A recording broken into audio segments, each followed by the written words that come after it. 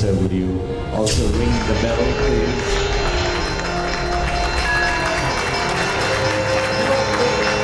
"30 years and counting. The market is open, ladies and gentlemen." I must thank you for inviting me to the 30th anniversary of the establishment of the Colombo Stock Exchange. This was an important measure in the opening up and establishing a market economy by the J.R. Jayawardena regime. I am sorry that the then Minister of Finance, Mr. Ronnie DeMel, is unable to be present here. He was the minister responsible and paid personal attention during his tenure of office. I think I am the last member of that cabinet to still be in politics. Today, at 10 p.m. GMT, the House of Commons will decide whether they are going to bomb Syria or not. Yesterday, day before, the German cabinet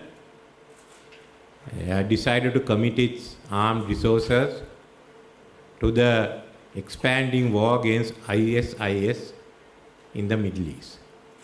The rest of Europe has fallen in line, includes the Western nations, Russia, and of course the USA, brings in China. Again, yesterday, the IMF decided to include the Chinese currency in the SDR basket of currencies. These are two important developments that are going to impact on us and the rest of the world economically. You have to remember that there's going to be an unpredictable world scenario, both politically and economically, which will determine the fate of the global economy and ours also in the coming year. If you look at the World Economic Outlook global growth rate projections, in July they forecast 3.3% growth. But in the October, it's come down to 3.1%. Then there's been a reduction of 0.2% in the estimates of the World Economic Outlook. We had to expect declining commodity prices, and that has an impact on the Sri Lankan economy. And there'll be reduced flows to the emerging capital markets. We have also got to remember that there will be pressure on our currencies and there will be increased financial market volatility as far as we are concerned. There's going to be slower growth in the emerging market and with increased risk. Similarly, there will be an improvement in the established markets. Now we have to think of the impact that's going to have on our economy. While the improvement of the established markets were predicted a month back, we again had to remember what the unfolding scenario will say, even of the established economies. So this is where we are. As far as our stock exchange is concerned, after we established in 1985, I was the minister when we got the next round charge of economic activity, when we had the next round of reforms in 1990. We sent up the share market. Again in 2002, after the ceasefire agreement, and of course finally at the end of the war, you saw another boost in the market.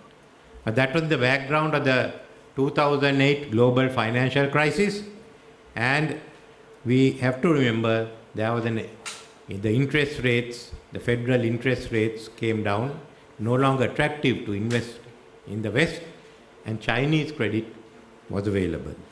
Now it's going to change.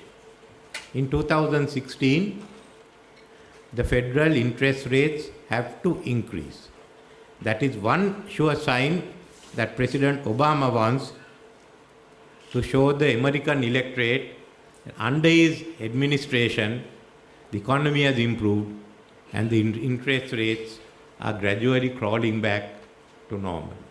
So don't expect it to stay low. It won't. It will be decided politically. Otherwise, he'll be open to attack. Then the free availability of Chinese credit has come to an end. The burst of the Chinese equity bubble and the adverse impact on the exchange rate meant that there's going to be slower growth in China, but it's rebalancing. And what we have to expect is a larger amount of Chinese direct investment in our economies for China to expand and for our own economy to expand. What have we got to do? First, we have to maintain momentum and ensure that whatever happens, there's a 6.5% growth rate for next year.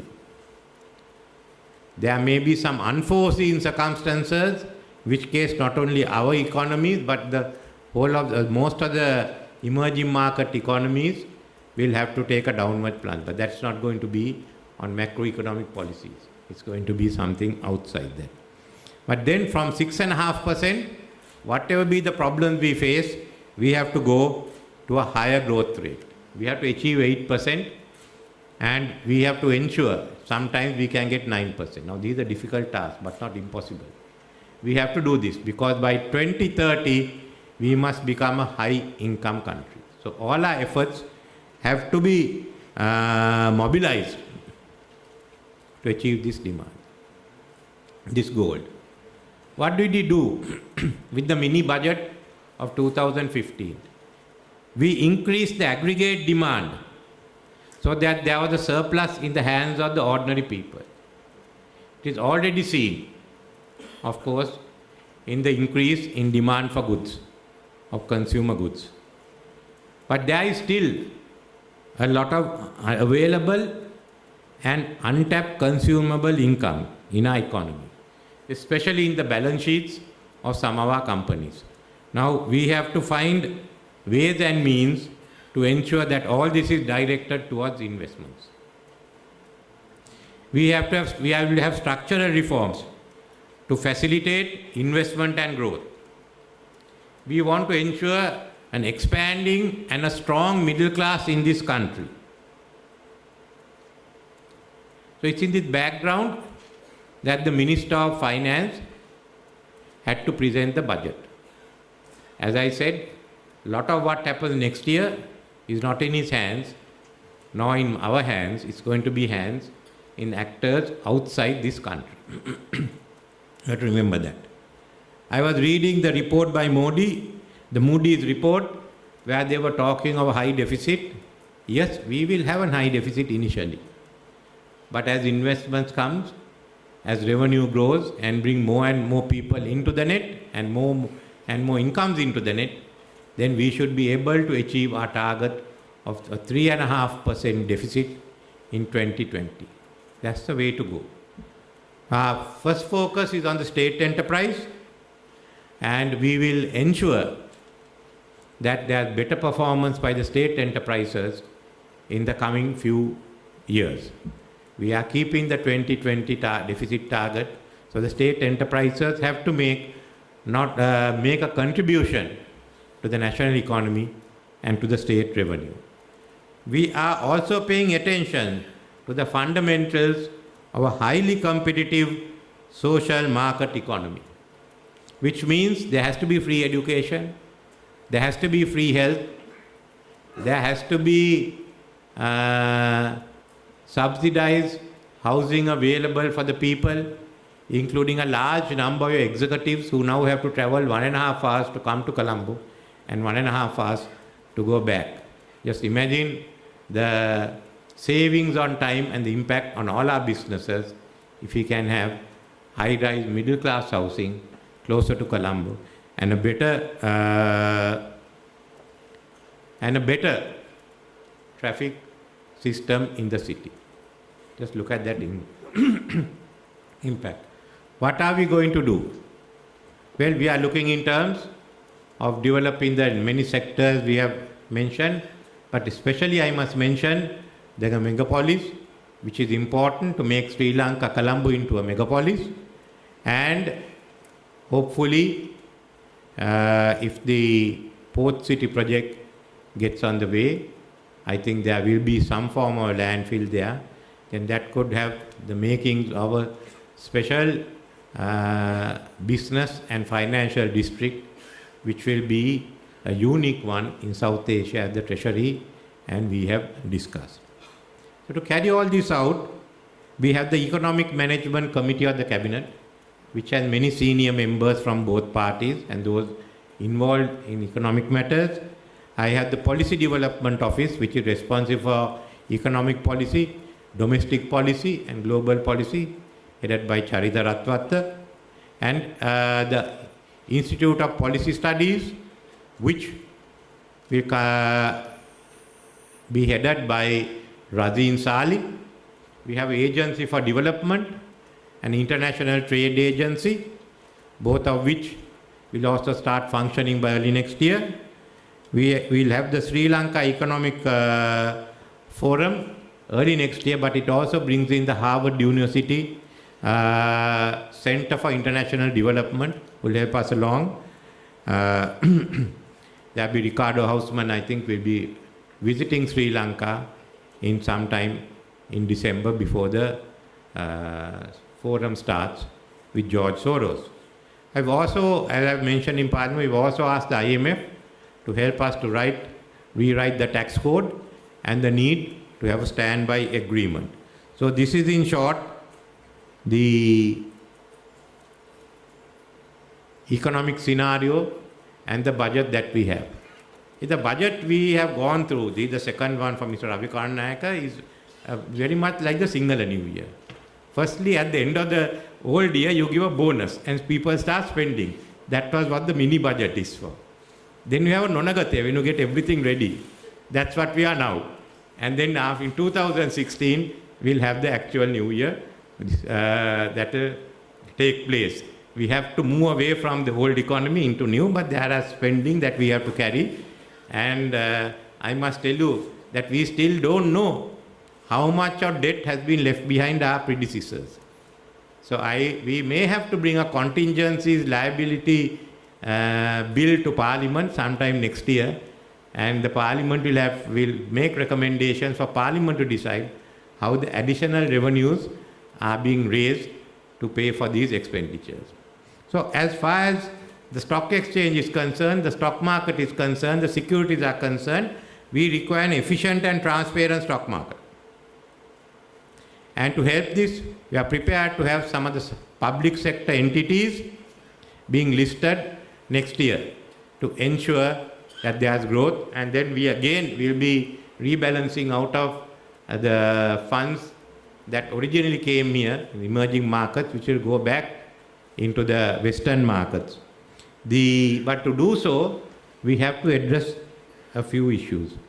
One is, I wanted to see an expansion in the shareholding in this country. The middle class must have a stake, and I am not satisfied. Maybe in the last 5-6 years, the stock exchange has in fact led to a concentration of ownership. Then there are questions of integrity, which we can't run away from, and which we have to address. We have a chairman of the Securities and Exchange, which I could describe in 2 words, born again. But I think the best is that for us to address the concerns that have been expressed in an open letter on the 25th of October this year by Chandra Jayaratne on the conflict of interest in the Securities and Stock Exchange. These are not things we can run away with. These are issues on which we discussed during the, certainly during the elections, and most probably Parliament will go into when the oversight committees are established in January next year. What I want is for the Colombo Stock Exchange to grow, and as the chairman says, become the center for South Asia, for which we will bring in laws which have not been seen in South Asia earlier, together with the Exchange Management Act, together with territorial taxation and some of the other measures, bold measures which we want to take. But it also requires complete confidence in the stock exchange. So it's best that you address these yourselves, and I myself will be hoping to meet all of you all in the coming month or so before we start announcing what will be the specific measures that we plan to take. So I don't want to take any more of your time. I think the Minister of Finance now has to be in Parliament.